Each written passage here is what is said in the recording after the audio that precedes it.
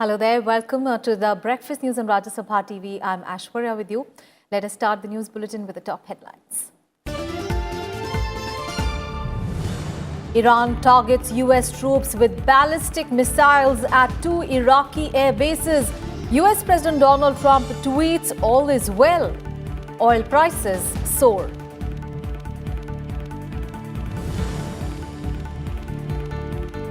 Four Nirbhaya rapists to be hanged on 22nd of January at 7 a.m. Delhi court issues death warrants. Parents of a victim say verdict will strengthen trust in the judicial system. Prime Minister Modi calls for public suggestions ahead of Union Budget 2020-2021. Invites people to use website. Vice President Naidu calls on scientists to find sustainable solutions to agricultural problems, addresses closing ceremony of the Indian Science Congress, encourages industry to promote innovation. And temperatures drop in North India after fresh snowfall and rain in hilly areas. Avalanche warning in Leh Ladakh. Heavy snowfall in Himachal Pradesh. National Highway 5 in Narkanda affected. Delhi gets Shahs. First up, the biggest story that we are tracking this morning. Iran has fired over a dozen ballistic missiles at 2 military bases housing US troops in Iraq. Now, according to Pentagon, the rockets were fired at the Ain al-Assad base in Anbar province and a base in Erbil early today. However, Pentagon said that there were no immediate reports of casualties and that they are still assessing the damage. Now, these attacks came after Iran's top commander Qasem Soleimani was killed in a drone strike in Baghdad on the orders of US President Donald Trump on Friday. Meanwhile, US President Donald Trump tweeted shortly afterwards insisting all is well. Donald Trump added that we have the most powerful and well-equipped military anywhere in the world by far. White House spokesperson Stephanie Grisham also said in a Twitter message that President Donald Trump is monitoring the situation closely and consulting with his national security team. Meanwhile, Iranian Foreign Minister Javad Zarif later issued a statement on Twitter claiming the attack was self-defense and denied seeking to escalate the situation into war. Meanwhile, crude oil prices have jumped after Iran's missile attacks on US troops in Iraq. US Federal Aviation Administration has also banned US carriers from operating in the airspace over Iraq, Iran, the Gulf of Oman, and the waters between Iran and Saudi Arabia. All right, let's get a perspective on this big story that we are tracking this morning. Akhilesh Suman, our colleague, is now joining us on the phone. In fact, he's joining us from the newsroom. A very good morning, Akhilesh. Akhilesh, now Iran had vowed revenge for the killing of its military commander, Qasem Soleimani, and now it has retaliated. We understand the 2 air bases housing US troops in Iraq have been hit by ballistic missiles. Now, Trump says all is well. But, of course, the situation has the potential to, spiral out of control. How do you look at the situation presently? First, if you analyze the Twitter of Mr. Javad Zarif, the Iranian foreign minister, he is telling that proportionate measures have been taken under Article 51 of UN Charter regarding self-defense. So I think he is trying to downplay that he had, taken any offensive measure. Rather, he is telling that proportionate, action has been taken so that US should understand that Iran has faced certain, irreparable loss. And this gives a certain sense of, is that maybe US understands this situation and maybe it does not escalate. But given the fact that it was night and now it is morning in Baghdad and Iraq, and I think US will assess the situation that what is the damage that has been done by the ballistic missiles. US sources are telling that around 15 ballistic missiles have been fired on 2 air bases of America. So Americans are trying to assess that whether American soldiers have been killed or whether Iraqi people have been killed in that attack, or whether there has been logistical damage only on the US basis. So I think this assessment will, pave the way that what type of escalation takes place. And you know that diplomatic activities is on from all around the world, and pressures are being mounted on both Iran and US so that it does not escalate. A statement have come from UN. India is also talking. Many other countries are talking to both the parties, and Yes. Iraq itself is trying to talk to both US and Iran, because Iraq is the country which has a relationship with US, and Iraq is also the country which has a relationship with Iran. So I Yes. think this situation is emerging, and let us wait for 1 or 2 hours, and after the assessment of Americans that what is the damage, real damage, I think the next situation will depend on that, Aishwarya. But given the Absolutely. fact that Americans have around 60,000 troops in all those areas in different states and different countries, and also their ships are there.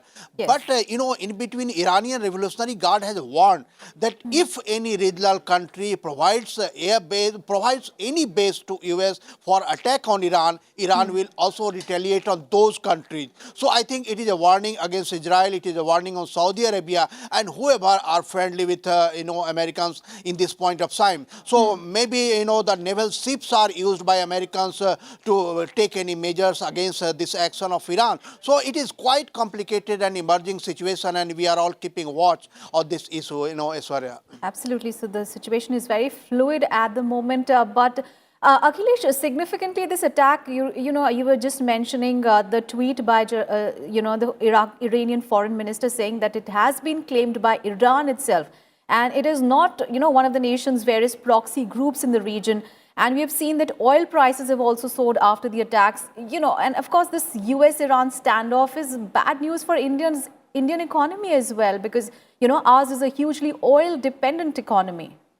You are right. You are right, because there was a time when US was also dependent on this area for its oil and gas, needs. But now US has got a very strong oil and gas base in its own country. So I think US is not that dependent. But given the fact that India has the largest export from this area, I think India really is quite concerned about the escalating situation in the whole region, and that is why our foreign minister S. Jaishankar had talked to Iranian foreign minister, and he also talked to American Secretary of State, and that Prime Minister Narendra Modi also talked to US President Donald Trump day before yesterday. And other than the pleasantry of New Year, the regional situation, security situation was also discussed between Prime Minister Narendra Modi and President Donald Trump. So I think every stakeholder in this region, and India is one of the biggest stakeholders in this region, because we have Chabahar port, and Chabahar port is not only important for us, but it is also important for Afghanistan, for the whole Central Asian countries, and US also has a strategic interest in this whole region. So India was actually trying to provide a situation when situation should de-escalate. India was trying to persuade Americans that it should not go in Iran in a way that it impedes the whole war against terrorism in this whole region. So I think India is quite in conversation with all the parties, and let us see that how India and other countries can persuade both the parties to not to de-escalate, because it is not in the interest of anyone, including USA, I think, in this point of time. Absolutely. There will be, of course, apart from the United Nations, there will be calls from all nations to de-escalate the situation. Akhilesh, you keep tracking all those developments there, because this is a very important development. Iran launching more than a dozen missiles at 2 Iraqi bases, which actually stations US troops. That is, of course, giving US President Donald Trump with the biggest test of his presidency to date. And let's now get you some other news now. Russian President Vladimir Putin arrived in Damascus on Tuesday on a surprise visit to meet his Syrian counterpart Bashar al-Assad.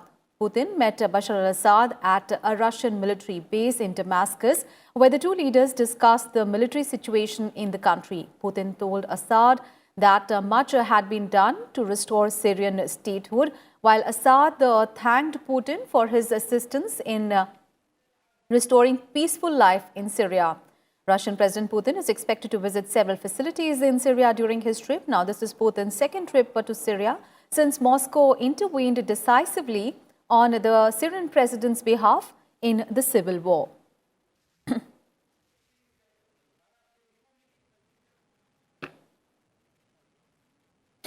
Let's get to some other news now. Lok Sabha Speaker Om Birla on Tuesday attended the Standing Committee meeting on the Conference of Speakers and Presiding Officers of the Commonwealth upon his arrival in the Canadian capital, Ottawa. And addressing the conference, Om Birla said that globally, parliaments are expanding due to increase in their work and rising aspirations of the people. In this context, modernization and revamping of parliaments lead to technological and cultural exchanges, which help bring parliaments closer to the people and also strengthen democracies. He further added that India's parliament has completed 92 glorious years. Its role and responsibilities have increased with enhanced mandate. He said that the work has begun steadfastly to ensure that India celebrates the 75th year of independence in a new parliament building. He also expressed gratitude to the Parliament of Canada for hosting the conference and for the warm hospitality extended to the delegates. And Rajya Sabha Deputy Chairman Harivansh also addressed the conference. He said that openness, transparency and accountability are the cornerstones of a successful parliamentary democracy. All these are interrelated and mutually reinforce each other. And sharing his own experience, Harivansh said that several important efforts have been made in India to connect common people with Parliament. He said that foremost among these is the election, which constitutes the primary means by which the people are engaged with the legislatures. He also informed the gathering that in the last 17th general elections that were held in 2019, over 67% of the 910 million voters turned out to vote for electing their representatives.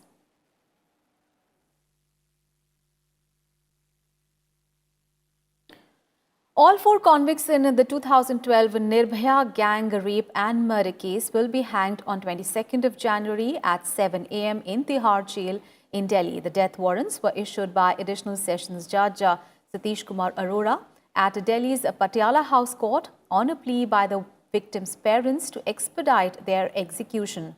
The convicts can still move a curative petition before the top court against their conviction and death penalty. Once the curative petition, the last judicial resort available for redressal of grievances in a court of law, is dismissed, the convicts can seek a pardon from the president. The 23-year-old paramedic student referred to as Nirbhaya was gang raped, brutally assaulted and later thrown out of a moving bus on 16th of December 2012. She died 13 days later in hospital. The main accused, Ram Singh, allegedly committed suicide in Tihar jail during the trial. Another accused was a minor at the time of a commission of the crime and was sent to a reform facility and released after 3 years. And in 2017, the Supreme Court had upheld the capital punishment awarded to them by the Delhi High Court and the trial court. Death warrants against the remaining 4 accused, Mukesh, Pawan, Vinay and Akshay, were pronounced on Tuesday. Nirbhaya's family has expressed satisfaction over the judgment. इस तरह के हैवानगी करने वाले लोगों के मन में एक डर जरूर पैदा होगा, क्योंकि 4 जब एक साथ लटकाए जाएंगे तो आगे आने वाली पीढ़ी भी सोचेगी कि नहीं, हम क्या करें क्या ना करें। ये लंबा सफर जरूर था, लेकिन इसका अनुभव भी बहुत हुआ है। हमारे देश में किन किन चीज़ों की कमी है न्याय के लिए, तो इसका हमें बहुत अनुभव भी हुआ, लेकिन मैं खुश हूँ। Finally, court has decided, they given a judgment. ये मैं देश में आने वाले दिन में ऐसा इंसिडेंट ना होना चाहिए। अभी हैदराबाद के देश भर में अलग अलग जगह भी हो रहे।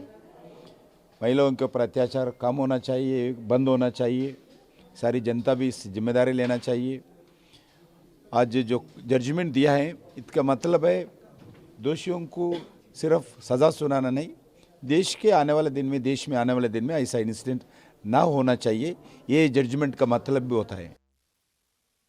And Home Minister Amit Shah on Tuesday released a book, Karma Yodha Granth, on the life of Prime Minister Narendra Modi. Amit Shah said that Karma Yodha is a man with a beating heart for the people, a statesman, a hard taskmaster and an able administrator, and also an ideal leader who leads by example. All these qualities have been personified by Prime Minister Narendra Modi.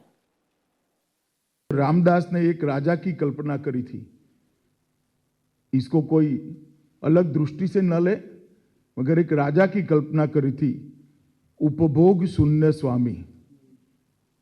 ये उपभोग शून्य स्वामी का आज के कालखंड में एक आदर्श उदाहरण अगर कोई है तो वो Narendra Modi,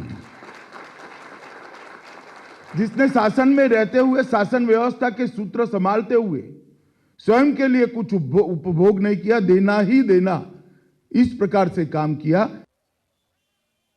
Amit Shah described the three parts of Prime Minister Modi's life, starting from the phase of dedicating his life to an ideology, entering politics on the ideals of the Sangathan, and finally upholding the tenets of parliamentary democracy and the Constitution of India to construct an ideal state. He said today the Prime Minister has transformed into a global leader without accruing anything for himself. विदेश नीति और सुरक्षा नीति के बीच में घालमेल को समाप्त कर दिया। हकीकत में 2014 के पहले इस देश की कोई सुरक्षा नीति ही नहीं थी। विदेश नीति ही सुरक्षा नीति को ओवरलैप कर गई थी। शांति रखनी है, ये नहीं होगा, वो नहीं होगा, ये करेंगे तो वो क्या सोचेंगे, वो करेंगे तो वो क्या सोचेंगे, इनका क्या कमेंट आएगा, उनका क्या निवेदन आएगा। कानून बनाना है तो भी चिंता, देश की सुरक्षा करनी है तो भी ये चिंता। नरेंद्र मोदी जी ने स्पष्ट कर दिया कि हम पर कोई हमला करेगा तो उसको जवाब दिया जाएगा। And Prime Minister Narendra Modi has invited people to share their ideas and suggestions for this year's Union Budget on mygov.in. In a tweet, Prime Minister Modi said that the Union Budget represents the aspirations of 130 crore Indians and lays out the path towards India's development. Finance Minister Nirmala Sitharaman on Tuesday addressed the National Traders Convention in the national capital. She said that the government has taken various steps for the welfare of the traders and is working on ways to simplify the goods and services tax. GST में जो दिक्कत है, सरलीकरण का जहां आवश्यकता है, आज मैं इधर जब मैं आपके सामने खड़े होकर के बात कर रही हूं, रेवेन्यू सेक्रेटरी के नेतृत्व में पूरे भारत देश से आए हुए जीएसटी अधिकारीगण को शायद विज्ञान भवन में बिठा करके सरलीकरण के ऊपर प्रत्येक एक दिन भर का कार्यक्रम हम चल रही है, जिससे सरलीकृत हो, जीएसटी में दिक्कत ना हो, फाइलिंग में दिक्कत ना हो। जैसे आप बोल रहे हैं अभी 3 महीने से पहले ही आप टैक्स फाइल करना पड़ रहा, मगर रिफंड आने का समय लग रहा। इन सभी विषयों के ऊपर आज पूरे दिन रेवेन्यू सेक्रेटरी खुद पूरे दिन बैठ करके इस विषयों के ऊपर। Vice President Venkaiah Naidu delivered the valedictory address at the 107th Indian Science Congress that concluded yesterday. He said as the country aims to become a $5 trillion economy in the coming years, there is a need to fully leverage the demographic advantage, with the science and technology playing a leading role in driving the economic and social development. He called for creating an ecosystem for innovation to thrive. I am also glad that India has moved from 81st position in 2015 to 52nd rank in the Global Innovation Index in 2019. Technological innovation is one of the key drivers to boost the economy, improve people's lives and enable better delivery of services. We need to further improve our ranking in the coming years. There is also a crying need for our universities and scientific institutions to promote R&D in a big scale. The academia-industry linkage has to be expanded not only to provide employment to those coming out of the portals of higher education institutions, but also to promote research and innovation in a big way. The Vice President also said that science must find solutions to problems like increasing urbanization, pollution, rural-urban divide, growing antibacterial resistance, genetic and non-communicable diseases, water scarcity, among others. He also stressed on the need to balance scientific advancement with the protection of environment. Global warming and climate change are real and cannot be wished away by any longer. They are affecting weather patterns in an unpredictable manner, at times causing massive devastation. Can we not mitigate the problems faced by farmers due to nature's fury? Can the science throw up answers to these and other pressing problems faced by the farmers? How to improve soil fertility, how to make crops climate resilient, and how to make it nutrition efficient, how to improve productivity with less water consumption. For too long, the farmers have been plowing a lonely furrow. I feel the time has come for all the important stakeholders involved in building a new India and the scientific community in particular to pay urgent attention to the farmers' problems and find long-term solutions. Vice President Naidu also stressed on the urgent need for the universities and scientific institutions in our country to promote research and development in a big way. India, like no other country, has a huge demographic dividend waiting to be realized. If we don't make the big leap forward in terms of quality of learning in our education institutions, we will have missed a great opportunity. We have to invest more and more in R&D, research and development, and focus on enhancing the intellectual capital through radically new approaches, which will have to be forward-looking and more receptive to adaptation of the best ideas as well as seeking solutions required for our country and global context. Weather updates. News from Jammu and Kashmir first. An army porter died while 3 others were rescued after they were struck by an avalanche in Jammu and Kashmir's Poonch district on Tuesday. The avalanche hit the forward location at Shahpur sector, trapping the porters. Army rescue teams immediately swung into action and managed to pull out the porters from the snow. Meanwhile, Snow and Avalanche Study Establishment, a laboratory of the DRDO, has issued an avalanche warning to Leh in Ladakh region. Responding to the warning, the Leh District Administration has directed all the concerned agencies and departments to be in a state of readiness with men and machinery to meet any eventuality. The District Administration has also advised the general public to avoid venturing in avalanche-prone areas during this period. And cold wave conditions are prevailing in most parts of North India, with the rains lashing plains and fresh bouts of snowfall occurring in the hilly areas. Snow and Avalanche Study Establishment has issued an avalanche warning to Leh in the Ladakh region between 7th and 8th of January. The national capital is also witnessing rain since Tuesday evening. According to the Met Department, temperatures are expected to dip over the next 3 to 4 days due to rains under the influence of western disturbance. And in Himachal Pradesh, the mid and higher reaches continue to reel under intense cold as the region received moderate to heavy snowfall for the 3rd day. Most of the higher reaches of the state, including Shimla, Manali, Kufri and Dalhousie, are experiencing fresh snowfall since last night.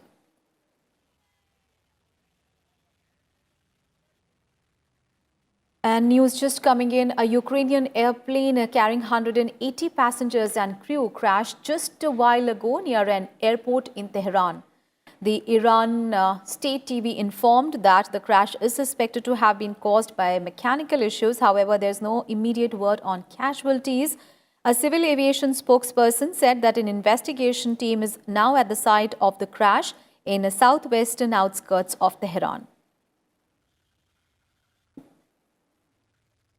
Sports news now. India beat Sri Lanka by 7 wickets in the second T20 international cricket match in Indore on Tuesday. With the victory, the host team has now taken a 1-0 lead over Sri Lanka in the 3-match series.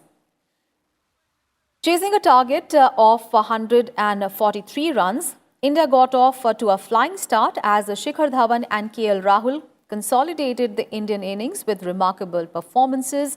KL Rahul put up 45 runs and Shikhar Dhawan scored 32. Skipper Virat Kohli played an unbeaten knock of 30 runs from 17 balls.